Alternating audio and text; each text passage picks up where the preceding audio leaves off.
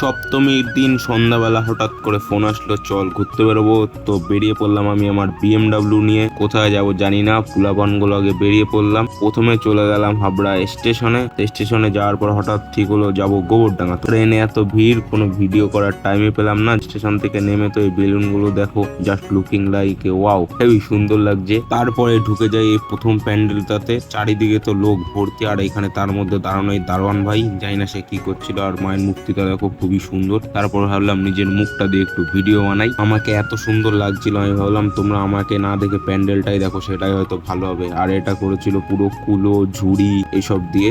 এবার হয়ে গেলাম ইঁদুর। ইঁদুর হওয়ার কারণ, এমন একটা লাইনে দাঁড়িয়েছে, এবার প্যান্ডেলের যে 1.5 ঘন্টার উপরে দাঁড়িয়ে থাকতে হচ্ছে, তাই এইসব করে বেড়াচ্ছিলাম আমরা। অবশেষে এতক্ষণ দাঁড়ানোর পরে ঢুকতে পারলাম প্যান্ডেলটার ভিতরে। তো বাইরে তো এরকম সিন করা, তারপরে ভাবলাম আস্তে আস্তে এগিয়ে ভিতরেই চলে যায়। আর ভিতরে গিয়েই ফ্যান ফ্যান ছাড়া তো কোনো জায়গায় দাঁড়ানো হয়ে যাবে না। তার মধ্যে এই ভাই ক্লান্তর, জামা পুরো ভিজে গেছে ঘামে।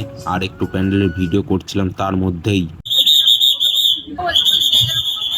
এই সুপার হিরো ভাইয়ের এন্ট্রি হলো। ও মানে আজ নিজে একটা রাজা। আমরা এখানে আর বেশিক্ষণ দাঁড়াতে না পেরে তারপরে এগিয়ে যাই আস্তে আস্তে হাঁটতে হাঁটতে সামনের দিকে। তো সামনের দিকে যেতে গিয়ে পড়লো আর একটা প্যান্ডেল। তো দেখো, এটা খুবই সুন্দর প্যান্ডেল। এবার সবার একটু ক্লোজ আপ শট নিচ্ছিলাম, তার মধ্যে এদিকে ও দাঁড়িয়ে পড়েছে ফটোশুট করতে। তো ওইদিকে ফটোশুট হচ্ছিল, আর আমার ফোন কে নিয়ে আমারই ক্লোজ আপ শট দিয়ে দিল। তারপরে ও নিজের থেকেই সবার আবার ক্লোজ আপ শট নিচ্ছে। ওর যেহেতু নেওয়া আছে তাই সবার নেওয়া হবে। তো এরপরে যদি এখানে আর কোনো ভিডিও অ্যাড করতাম তাহলে ভিডিওটা অনেক বড় হয়ে যেত, তাই নেক্সট ভিডিওটা দেখে নাও।